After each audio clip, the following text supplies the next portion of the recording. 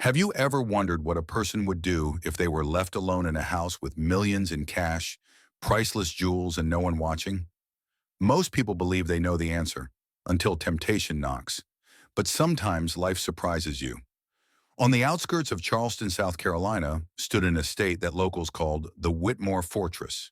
It was an imposing Georgian mansion of red brick and white columns, hidden behind black iron gates. Locals rarely saw its owner, and when they did, they spoke of him in hushed tones. Victor Whitmore, the 78-year-old former shipping magnate who once built a global empire, then retreated from the world after being burned by those he trusted most. Victor had once been a man of booming laughter and commanding presence. But life, through betrayal, greed, and loss, had chipped away at him until only a shell remained. His only true companion had been his wife, Eleanor, who filled the house with sunflowers and the scent of fresh bread. Cancer took her, and with her went the warmth of the home. After that, the mansion became a tomb. Victor added more locks, more cameras, more alarms.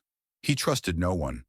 Not friends, not family, not even the doctor who had once claimed to care for him, but padded bills for years. So when his body began to slow with age, Victor faced a problem. He needed help maintaining the house. But finding someone to trust was no simple matter. He contacted an elite placement agency with very strict instructions.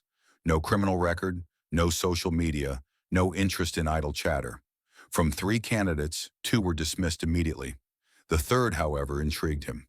Her name was Naomi Brooks, a 27-year-old with calm brown eyes, short natural hair, and a quiet presence. She didn't wear makeup or jewelry. She asked no personal questions. Her first inquiry during the interview was about his library, whether he preferred the shelves dusted without moving the books or realigned by height. That level of detail caught Victor off guard. But trust? Number. He wasn't ready to give her that, not yet. Instead, Victor decided to test her, his own private experiment. The next morning, before Naomi arrived for her first day, Victor walked into a private room at the end of the main hallway, the room he called the vault. Inside were 4 leather satchels, each stuffed with stacks of $100 bills, alongside Eleanor's antique brooches and important property deeds. He left the vault door slightly ajar, the valuables in full view, the alarm switched off. It was bait, pure and simple. Victor then retreated to his upstairs study, where he could watch her through the security monitors. Naomi arrived exactly at 8 a.m. She started in the foyer, dusting baseboards, moving with quiet efficiency. No music in her ears, no phone in her hand. Victor had seen this before. Polite professionalism, followed by a moment of curiosity. They always peaked. Some lasted an hour before succumbing, others only minutes. Naomi worked her way toward the hallway, slowing when she noticed the vault door ajar. Victor leaned forward in his chair, eyes narrowing. She stepped closer, looked inside. For a moment, her hand reached toward the frame, not to enter, but to knock. When no answer came, she stepped back, pulled out her phone, and called his assistant. "Hi, this is Naomi Brooks. I think Mr. Whitmore may have left a room open. There's money, jewelry. Should I leave it as it is?" She was told to leave it untouched and that Victor would handle it later. Victor expected her to walk away. Instead, Naomi returned with a wooden chair, set it across from the vault door, and sat down. She stayed there, not 5 minutes, not 30, for hours. When she needed lunch, she ate it in that chair. When a delivery arrived, she refused to leave her post. Her eyes flicked to the hallway at every sound. Victor was baffled. No one had ever done this. Then he overheard her take a call. "No, Mama, don't cry. I'll find the money. I know what it means if the shop closes. 38,000. I'll figure it out." That was it. The perfect opening for someone desperate to steal. But Naomi didn't budge. Instead, she finally walked into the vault, not to take, but to lock the steel bolt by hand. Then she folded the paper with the combination and slipped it into her pocket for safekeeping. When Victor came downstairs later, Naomi stood straight and said, "I didn't want to leave it unattended." And for the first time in decades, Victor Whitmore felt the faintest crack in the wall he'd built around his heart. Victor told Naomi he'd been watching her, that there were cameras in every room, even that one. She didn't flinch. "It's your house," she said simply. He then asked why she had seemed upset earlier. Naomi hesitated but finally admitted the truth. Her mother's small grocery store was drowning in debt, $38,000, because a flashy new chain had opened nearby. They were weeks from foreclosure. Naomi already worked 2 jobs, studied for her master's degree in social work, and lived with roommates, but it wasn't enough. Victor listened quietly. She wasn't asking for help. In fact, she insisted it didn't matter. That's when Victor reached into his coat and handed her an envelope, $50,000 in cash. Naomi's eyes widened. I can't take this. I didn't do anything to earn it. You passed the test, he said. I left the vault open on purpose. Most people fail. You didn't just resist. You protected what wasn't yours. She shook her head. That doesn't mean I deserve this. I didn't even think about taking it.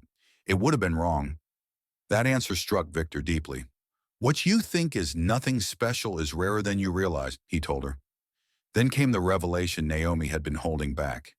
Years earlier, Victor had anonymously paid for her young cousin's life-saving heart surgery. She had taken the job in hopes of one day thanking him in person. For a man who had given away millions without ever receiving sincere gratitude, Victor was stunned. That night, he made a decision that would change both their lives. Naomi wouldn't just work in his house. She would take over the charitable foundation he'd been too afraid to trust anyone else with. Naomi sat across from Victor in the study, the thick leather-bound folder still in front of her. The fire in the hearth crackled softly, but the weight in the room came from something else entirely, what he was asking her to become. She was no stranger to responsibility. She had worked 2 jobs for years, studied at night, sent money home without fail. But running the Whitmore Charitable Trust? That was a mountain higher than anything she'd dared to climb. I'm not qualified for this, she said again, her voice low, almost hoping he'd change his mind. You are, Victor replied, his tone firm but not unkind. Because you understand the value of every single dollar that passes through your hands. You've lived on the edge where money means the difference between a meal and an empty plate, between a home and the street. That's something no MBA will ever teach you. He slid the folder closer. You'll learn the rest. I'll teach you. Naomi hesitated, fingers brushing the edge of the folder as if afraid to open it. She thought of her mother, of the store, of Paco's smile when he survived that surgery. She thought of every moment she'd been told no because she wasn't the right fit, didn't have the right connections. And here sat Victor Whitmore, one of the wealthiest men in the state, saying, you're exactly the right person.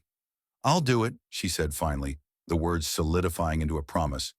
But not for the title, not for the money. I'll do it because there are people out there who need this. People like my family. People like Paco. Victor's lips curled into the smallest of smiles. Then we start tomorrow.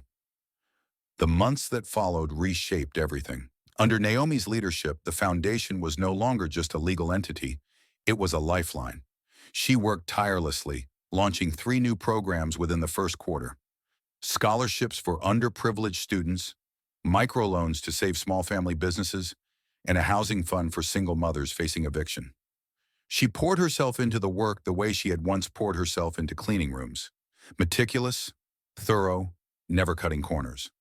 And Victor, once the fortress of suspicion, began to change too. The mansion softened. It wasn't loud or obvious, just subtle touches.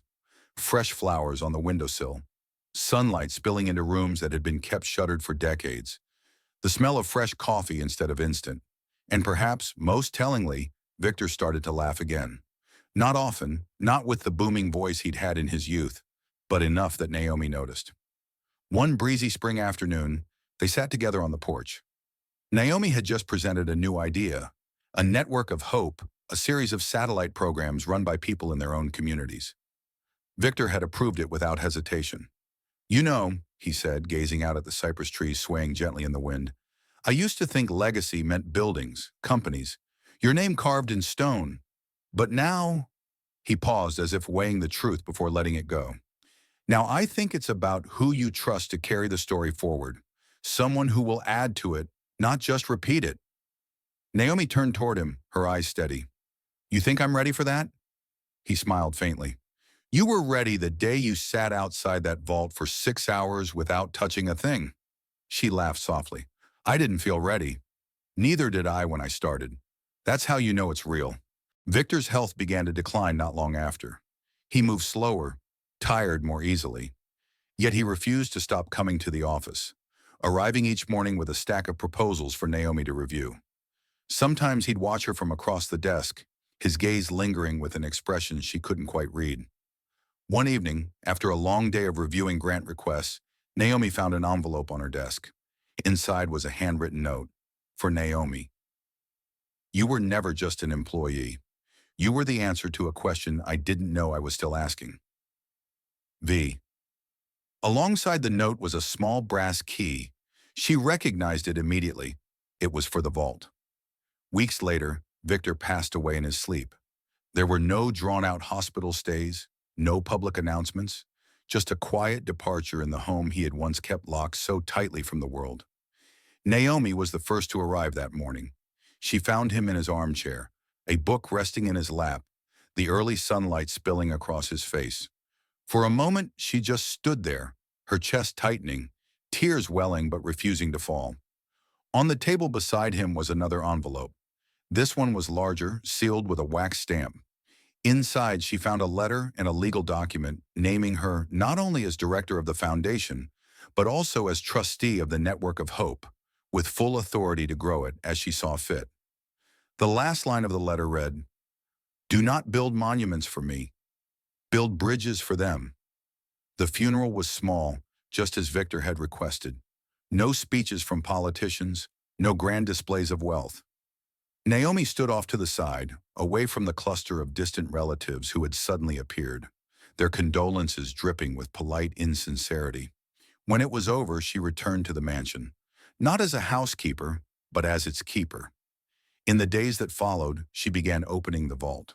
But instead of cashing out Victor's fortune, she used it exactly as he'd wanted, funding more programs, expanding the network into cities they had only dreamed of reaching. And each time she approved a grant, each time she shook hands with someone whose life was about to change, she remembered the day she sat outside that vault, guarding something that wasn't hers. She had thought the test was about temptation. Now she understood. It had been about trust. People often think tests of character happen when the world is watching. But the real test? It's when no one is there to see, when the choice is yours alone. Naomi passed that test, and because of it, thousands of others would one day eat, learn, and live under the shelter of the hope she now carried forward. A year after Victor's passing, the Network of Hope had branches in 15 states. Scholarships had doubled. Small businesses once on the brink were thriving. And Naomi, still living in her modest apartment, refused a salary increase, choosing instead to channel the money back into the programs. On the anniversary of Victor's death, she returned to the porch of the Whitmore mansion. In her hand, she carried a single sunflower, Eleanor's favorite. She placed it on the table beside his empty chair and whispered, "We're still building bridges." The camera could have faded out there. But for those who believe in trust, kindness, and the power of one right choice, the story doesn't end. It multiplies. Because somewhere out there, another person will face their own vault moment. And maybe, just maybe, they'll choose as Naomi did.